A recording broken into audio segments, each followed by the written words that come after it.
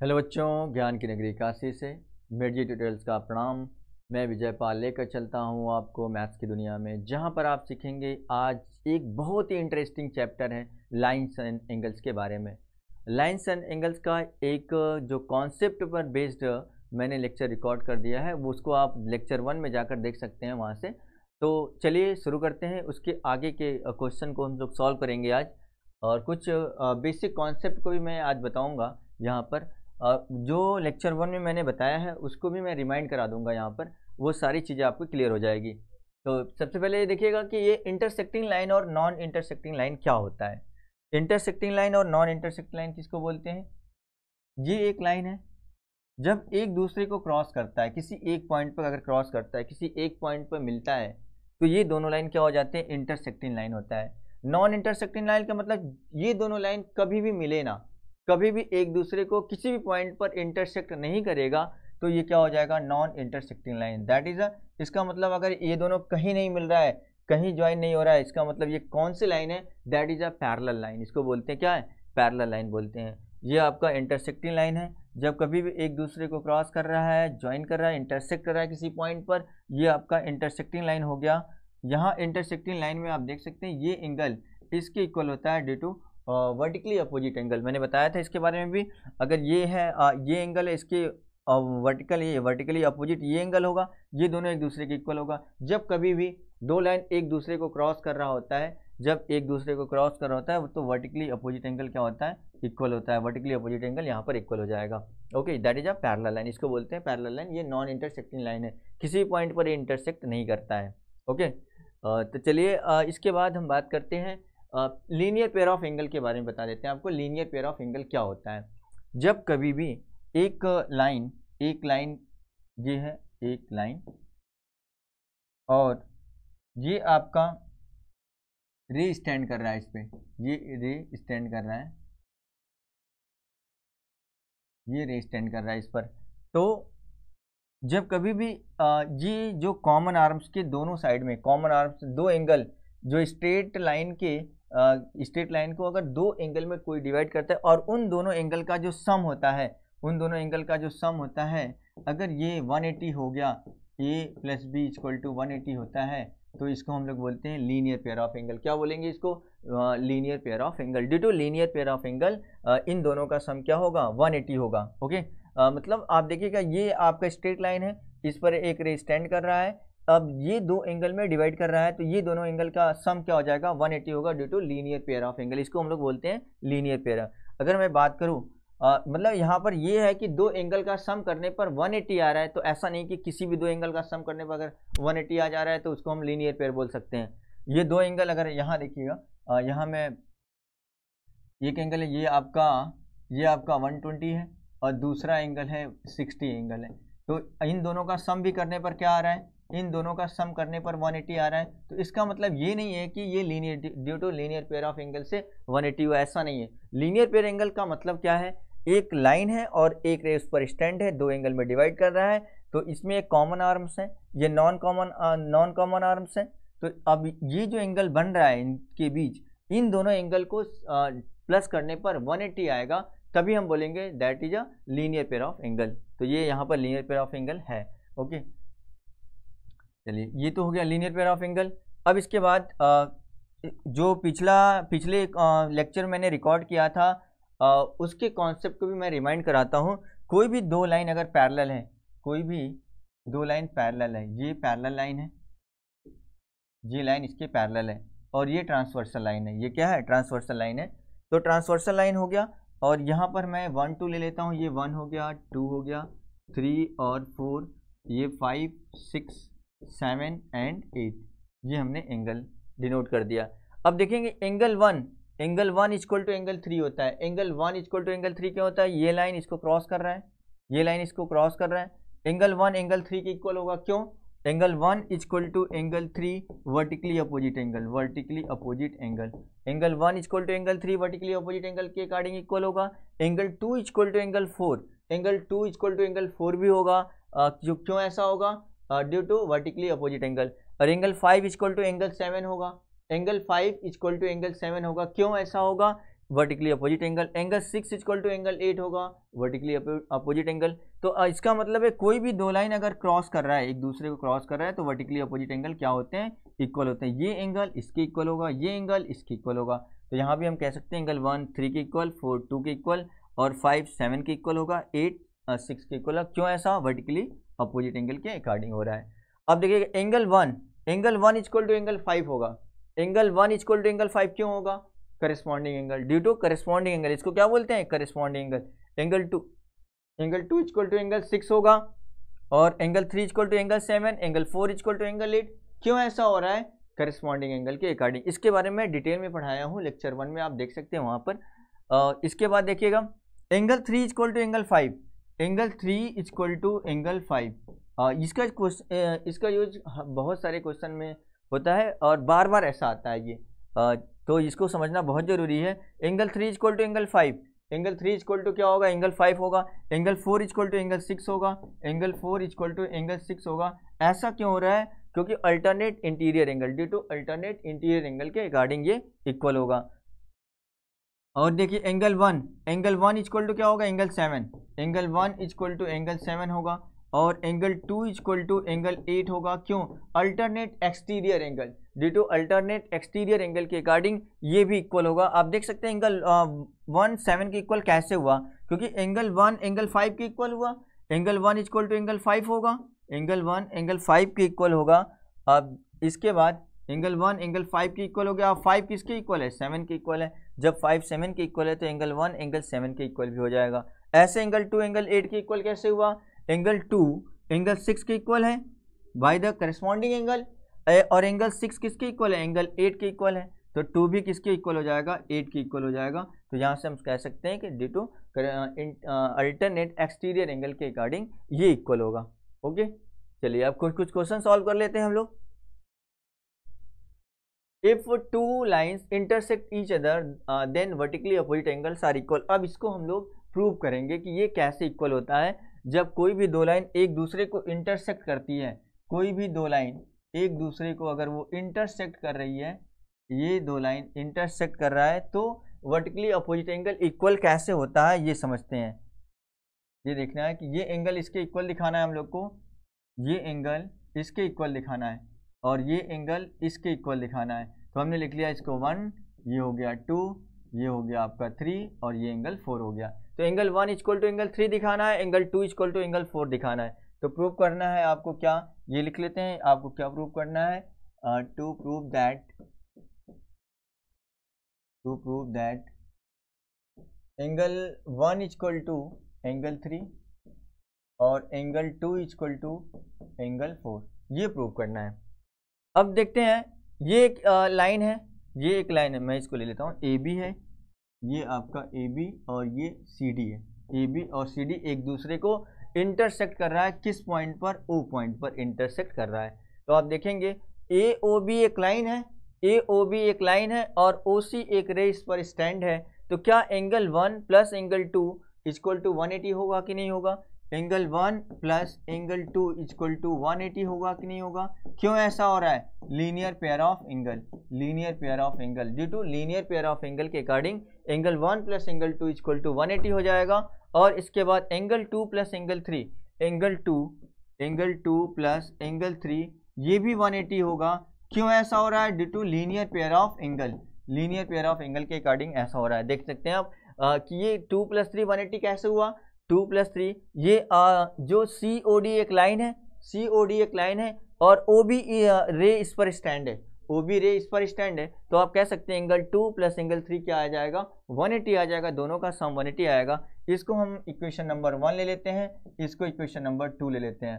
अब क्या करते हैं, from equation 1 and 2, from equation 1 and 2, 1 2 को कंपेयर करते हैं। आप देख सकते हैं ये 180 है और ये भी 180 है, मतलब राइट हैंड साइड में ये 180 है तो लेफ्ट हैंड साइड का भी इक्वल हो जाएगा कि नहीं। ये एंगल 1 प्लस 2 और 2 प्लस 3 के इक्वल हो जाएगा। तो लिख सकते हैं यहाँ पर angle 1 plus angle 2 equal to angle 2 plus angle 3। Angle 2 दोनों साइड है, एंगल 2 क्या है, दोनों साइड कैंसिल हो जाएगा, क्या बचेगा, angle 1 equal to angle 3। Angle 1 equal to क्या आ जाएगा, एंगल 3 आ जाएगा। आप देख सकते हैं कोई भी दो लाइन अगर एक दूसरे को इंटरसेक्ट करती है तो उसके वर्टिकली अपोजिट एंगल इक्वल होते हैं। तो इस तरीके से हमने दिखा दिया, प्रूव कर दिया कि एंगल 1 एंगल 3 के इक्वल होगा। ऐसे ही एंगल 2 इक्वल टू एंगल 4 होगा। एंगल 2 एंगल 4 के इक्वल कैसे होगा, ये देखिए, angle 2 plus angle 3 equal to 180 होगा due to linear pair of angle, और एंगल 3 प्लस एंगल 4 ये भी 180 होगा due to linear pair of angle. अब ये इसको हम लोग लिख सकते हैं angle 2 plus angle 3 equal to angle 3 plus angle 4, 3 से 3 कैंसिल हो जाएगा, एंगल 2 इक्वल टू एंगल 4 आ जाएगा। एंगल 2 किसके इक्वल आ गया, एंगल 4 के। तो ऐसा आपको दिखाने की ज़रूरत नहीं है, आप एंगल 1 इक्वल टू एंगल 3 आपने दिखा दिया, तो सिमिलरली लिखकर similarly angle 2 equal to angle 4 लिख सकते हैं, एंगल 2 इक्वल टू एंगल 4 लिख सकते हैं। इसको हमने प्रूव कर दिया। ओके, चलिए नेक्स्ट क्वेश्चन सॉल्व करते हैं। नेक्स्ट क्वेश्चन है आपका, ये रहा स्क्रीन पर, A B and C D intersect each other at O, if angle AOC plus BOE equal to 70 then find angle BOD and BOD equal to 40, find the angle BOE। BOE को find करना है। अब क्या given है ये देखते हैं, इसमें गिवन है AOC और BOE मिलकर क्या है, 70 है। ये आपका E है, ये BOE मिलकर कितना है, 70 है। इन दोनों एंगल का सम कितना है, 70 है। Angle AOC plus angle BOE equal to क्या है, 70 है। तो अगर हम बात करें इन तीनों एंगल का सम कितना होगा, तीनों एंगल का सम, क्योंकि ये स्ट्रेट एंगल बना रहा है, सभी एंगल का सम कितना हो जाएगा, 180 हो जाएगा। तो हम लिख सकते हैं कि AOC और COE और BOE तीनों का सम कितना आया, तीनों का सम आ गया COE इक्वल टू 180, तीनों का सम 180। अब AOC और BOE का वैल्यू कितनी दी है, 70, plus angle COE equal to क्या आ गया, 180 आ गया। तो यहाँ से हम लोग एंगल COE फाइंड कर सकते हैं, 180 माइनस 70 कितना आ जाएगा, 110 आ गया। एंगल COE कितना आ गया, 110 आ गया। अब ये COE तो 110 आया, BOD कितना दिया है, BOD 40 दिया हुआ है, BOD इक्वल टू 40 दे रखा है। तो फाइंड क्या करना है, BOE फाइंड करना है कि कितना आएगा। अब ये कितना दे रखा है, 40 दे रखा है, ये कितना आ गया है, 110 आ गया है। ये कितना आ गया है, 110। कौन सा आया है, COE 110 और ये 40। अब तो यहाँ पर आप देख सकते हैं जो COD एक लाइन है, तो एक स्ट्रेट एंगल बनाएगा, क्योंकि रे OE और OB इस पर स्टैंड है, तो ये एक स्ट्रेट एंगल बनाएगा।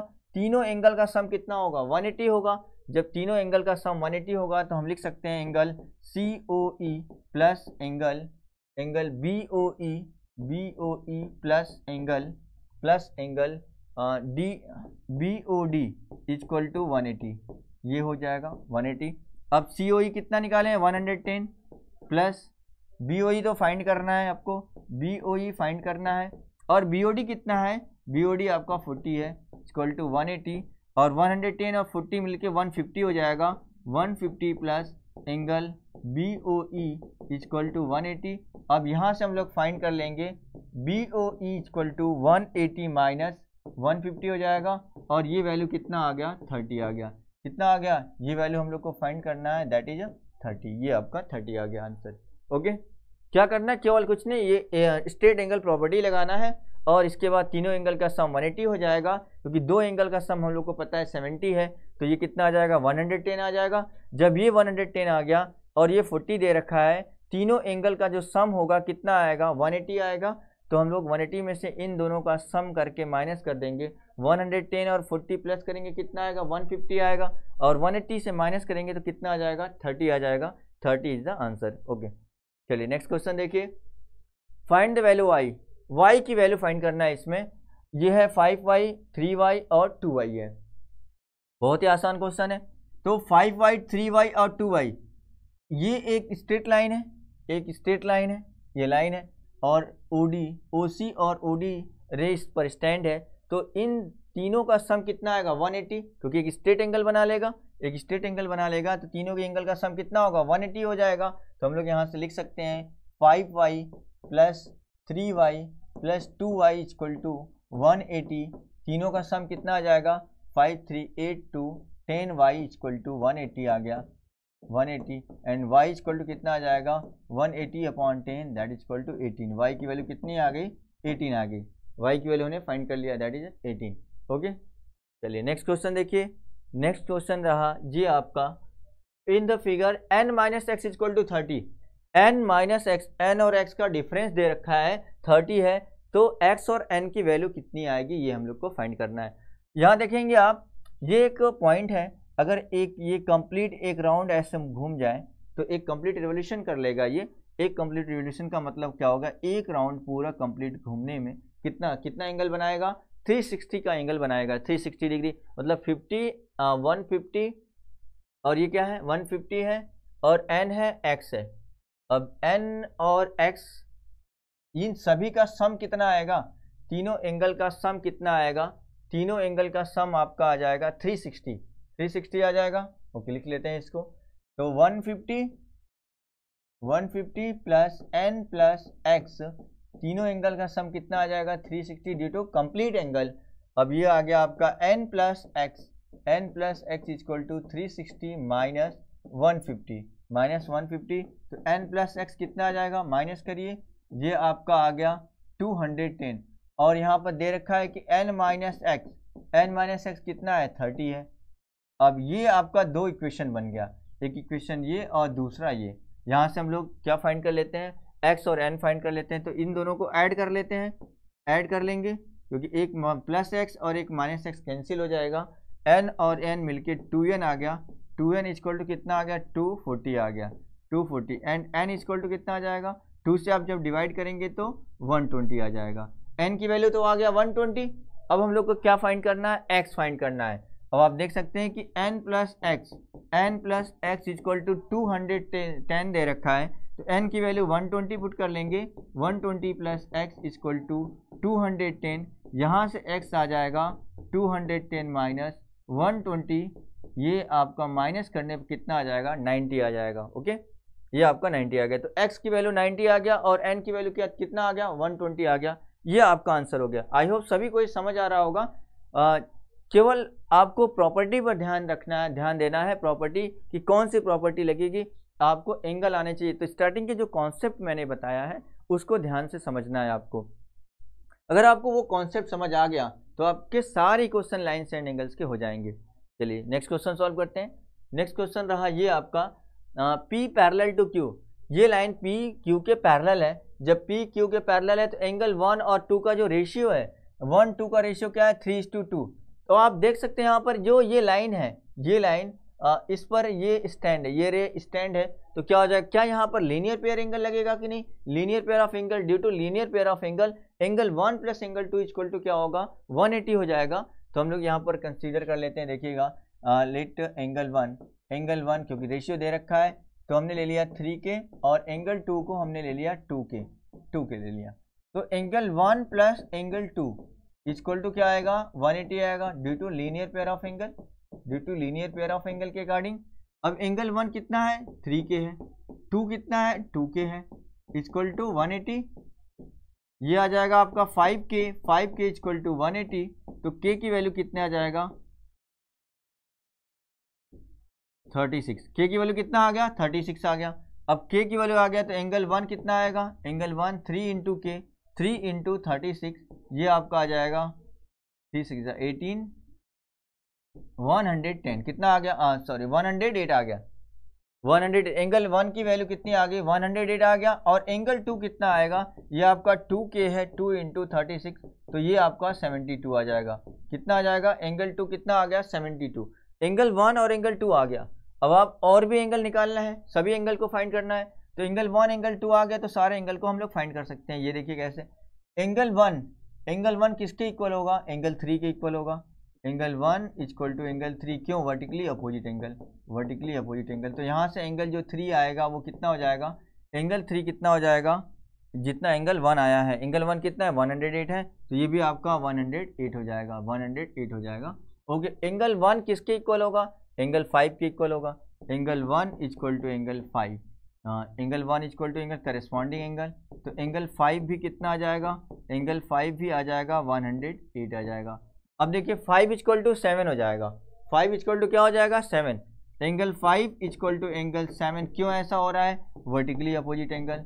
अब ये एंगल 7 कितना आ जाएगा, जितना 5 कितना है 108 है, तो 7 भी क्या आएगा 108 आ जाएगा। अब देखिएगा एंगल जो 2 है वो किसके इक्वल होगा, 6 के इक्वल होगा, और एंगल 2 किसके इक्वल होगा, 4 के भी इक्वल होगा। Angle 2 equal to angle 4, angle 2 equal to angle 4, क्यों है vertically opposite angle, vertically opposite angle. तो एंगल 2 कितना है 72 है, तो ये भी कितना आएगा 72 आ जाएगा। एंगल 4 कितना आ गया 72। अब एंगल 4 जितना होगा उतना एंगल 8 भी होगा, क्यों, क्योंकि करस्पॉन्डिंग एंगल के according. Angle 4 equal to angle 8, तो एंगल 8 भी कितना आ जाएगा 72 आ जाएगा। अब एंगल 8 जितना होगा उतना 6 भी होगा, क्यों, क्योंकि वर्टिकली अपोजिट एंगल के अकॉर्डिंग 8 इक्वल टू 6 है, तो एंगल 6 भी क्या आ जाएगा 72 हो जाएगा। इस तरीके से हमने सारे एंगल, सभी एंगल को फाइंड कर लिया। तो प्रॉपर्टी अगर आपको पता है, इसके एंगल के प्रॉपर्टी आपको पता है सभी, तो आप आराम से एकदम आसानी से उसको सभी एंगल को फाइंड कर सकते हैं। तो चलिए नेक्स्ट क्वेश्चन सॉल्व करते हैं। नेक्स्ट क्वेश्चन रहा ये, if A B parallel to C D, if A B parallel to C D, Y ratio Z equal to 3:7, then find the value of X. अब ये लाइन क्या है, parallel है, A B parallel to C D है, C D parallel to E F है। बहुत ही आसान question है ये, बहुत ही आसान है। देखिए ध्यान से कैसे करेंगे इसको। अब ये देखना है कि y का z के साथ रेशियो दे रखा है, y का z के साथ रेशियो, अगर ये y है तो ये कितना होगा, ये भी तो y होगा, वर्टिकली अपोजिट एंगल के अकॉर्डिंग हो जाएगा। और y और z का जो रेशियो है वो कितना दे रखा है 3:7 है। और तो हम लोग यहाँ पर लेट कर लेते हैं, लेट y इक्वल टू 3 के एंड z इक्वल टू 7 के। अब आप यहाँ से देखेंगे कि y plus Z equal to कितना होगा, y plus Z equal to 180 होगा। क्यों ऐसा होगा, को इंटीरियर एंगल के अकॉर्डिंग, को इंटीरियर एंगल ड्यू टू को interior angle y plus Z कितना आ जाएगा 180 हो जाएगा। अब y कितना है 3 के है, लिख लीजिए, प्लस z कितना है 7 के है, इक्वल टू 180, और 7 के प्लस 3 के कितना आ गया 10 के इक्वल टू 180, तो k कितना आ जाएगा 18 आ जाएगा। k की वैल्यू कितना आ गया 18। जब k 18 आ गया तो फाइंड क्या करना है, x की वैल्यू की बात हो रही है। तो आप देख सकते हैं ये x है, अगर ये x है तो ये कितना होगा, ये भी x होगा। क्यों ऐसा होगा, अल्टरनेट इंटीरियर एंगल के कारण, ये x है तो ये भी x होगा। z का शेप बन रहा है, आप देख सकते हैं यहाँ z का शेप बन रहा है, तो ये x है तो ये भी x होगा।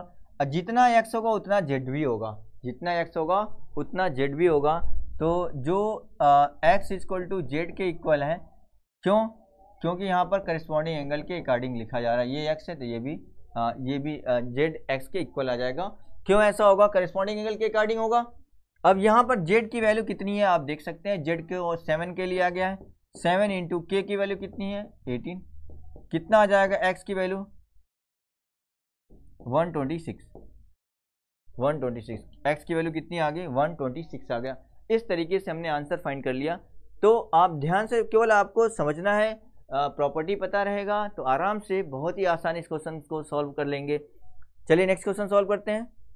नेक्स्ट क्वेश्चन रहा ये आपका, A B parallel to C D and E F perpendicular on C D.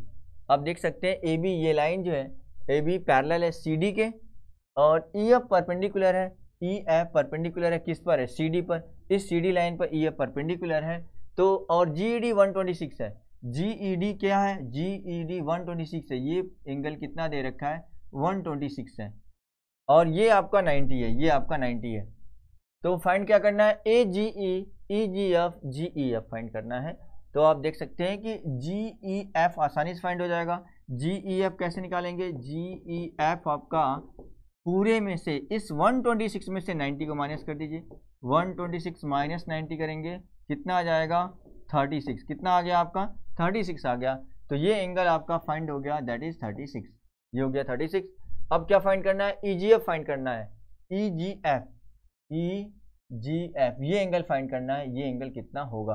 अब देखेंगे ये 90 है, अगर ये 90 है तो ये भी क्या होगा, 90 होगा। क्यों ऐसा होगा, अल्टरनेट इंटीरियर एंगल के अकॉर्डिंग। ये देख सकते हैं ये लाइन इसके पैरेलल है, जब ये लाइन इसके पैरेलल है तो ये एंगल जितना होगा उतना ये भी एंगल होगा। अगर ये 90 है तो ये भी क्या होगा, 90 होगा। ओके चलिए, अब ये 90 होगा, 90 हो गया, ये कितना है, ये आपका 36 है। तो एंगल कौन सा फाइंड करना है, हम लोग को EGF फाइंड करना है। तो एंगल EGF प्लस 90 प्लस 36, तीनों एंगल का सम कितना होगा। एक ट्रायंगल में एंगल सम प्रॉपर्टी और ट्रायंगल, तीनों एंगल का सम कितना आता है, 180 आता है। तो तीनों एंगल का सम हमने 180 लिख लिया। अब एंगल EGF प्लस, इसको प्लस करिए, 126 इक्वल टू 180। यहाँ से EGF कितना आ जाएगा, 180 माइनस 126, माइनस करिए, यह आ गया 10 में से 4 आ जाएगा, और 7 यहाँ बच्चा 7 में से 2 5 आ गया, 54 कितना आ गया, 54 आ गया।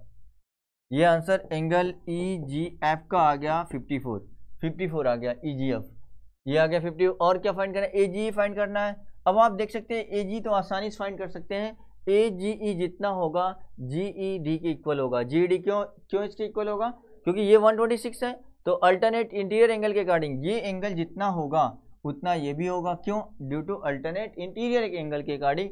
देख सकते हैं, आप देख सकते हैं यहाँ पर जेड का शेप बन रहा है, ये ऐसे बन रहा है, जेड का शेप बन रहा है, तो ये 126 है, तो AGE भी कितना होगा, एंगल AGE 126 आ जाएगा, 126। क्यों ऐसा है, अल्टरनेट इंटीरियर एंगल के अकॉर्डिंग, अल्टरनेट इंटीरियर एंगल के अकॉर्डिंग ये भी क्या होगा, 126 हो जाएगा। ओके चलिए, और इसके बाद नेक्स्ट क्वेश्चन सॉल्व करते हैं। नेक्स्ट क्वेश्चन रहा ये आपका, AB parallel to CD, then find the value of x की वैल्यू फाइंड करनी है जब AB क्या है, पैरेलल है किसके, CD के। आप देख सकते हैं AB पैरेलल है CD के, और यहाँ से एक लाइन है, ये है एक लाइन, यहाँ पर O ले लेते हैं, ये O हो गया, और ये OQ है, और ये 45 दे रखा है, ये 30 है। तो फाइंड क्या करना है, x की वैल्यू फाइंड कर लेना है, x की वैल्यू फाइंड करना है। तो इसके लिए क्या करते हैं, यहाँ से हम लोग एक लाइन ड्रॉ कर देते हैं, यहाँ से ये हमने एक लाइन ड्रॉ कर दिया, MN एक लाइन ड्रॉ कर दिया, जो किसके पैरेलल है, किसी एक के, AB के पैरेलल हो गया, ये AB के पैरेलल है। ओके, AB के पैरेलल हमने एक लाइन ड्रॉ कर दिया, draw a line, draw MN parallel to AB, draw a line, draw MN parallel to AB। Okay, हमने एक लाइन ड्रॉ कर दिया, ये पैरेलल है इसके। अब इसके बाद जब ये पैरेलल होगा तो आप देख सकते हैं ये 45 है, तो ये कितना होगा, ये एंगल कितना होगा, 45 हो जाएगा। क्यों, अल्टरनेट इंटीरियर एंगल के अकॉर्डिंग हो जाएगा, ये 45 हो गया, और ये 30 है तो ये कितना होगा, ये भी 30 हो जाएगा। क्यों, अल्टरनेट इंटीरियर एंगल के अकॉर्डिंग। अब ये 45 और 30 कितना हो गया, 75, ये पूरा कितना आ गया, POQ, एंगल POQ कितना आ गया, ये आपका 75 आ गया। तो x फाइंड करना है, लेकिन हम लोग को x का मतलब इसका ये रिफ्लेक्स एंगल है, ये पूरा एंगल कितना होता है, कंप्लीट एंगल है, ये पूरा कंप्लीट एंगल है, तो ये पूरा 360 होगा। जब आप 360 में से इस 75 को माइनस कर देंगे, इट मीन्स हम लिख सकते हैं x plus 75 equal to 360 due to complete angle. तो x की वैल्यू फाइंड करना है 360 माइनस 75 कितना आ जाएगा, ये 5 आ गया, 8 हो गया, 285, x की वैल्यू कितना आ गया, 285 आ गया। ओके, आई होप सभी को ये समझ आया होगा आज का लेक्चर।